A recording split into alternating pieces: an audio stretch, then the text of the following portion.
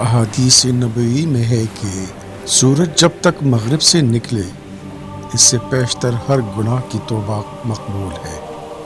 اللہ تعالیٰ دن کے گناہ گاروں کی خطائیں معاف کرنے کے لیے رات اور رات کے خطا کاروں کی خطائیں معاف کرنے کے لیے دن کو ہاتھ پھیلاتا ہے تاکہ بدکار لوگوں کی توبہ قبول کرے۔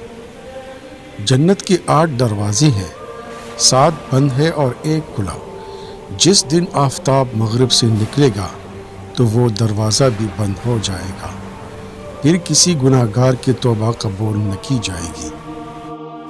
گناہ سے توبہ کرنے والا مثل اس شخص کا سا ہے جس پر گناہ نہ ہو۔ اگر تم کثرت سے گناہ کرو کہ ان کی مقدار آسمان تک پہنچ جائے تو بھی اللہ تعالیٰ تمہاری توبہ قبول کرے۔ انسان کی خوش قسمتی میں سے ہے کہ اس کی عمر زیادہ ہو اور اللہ تعالیٰ اس کو توبہ کی توفیق عطا کرے۔ تمام اولاد آدم خطا کار ہیں، لیکن خطا کاروں میں بہتر وہ گناہ گار ہیں جو توبہ کرتے ہیں۔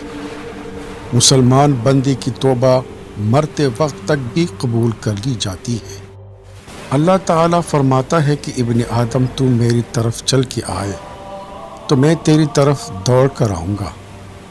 جب کوئی گناہ ہو جائے تو فوراً توبہ کرے، خفیہ گناہ کی خفیہ توبہ اور علانیہ گناہ کی علانیہ توبہ۔ کوئی گناہ ہو جائے تو فوراً ہی کوئی نیکی کر لیا کرو، یہ نیکی اس گناہ کو مٹا دے گا۔ اللہ تعالیٰ کی قسم، اللہ تعالیٰ توبہ کرنے والے سے بے انتہا خوش ہوتا ہے۔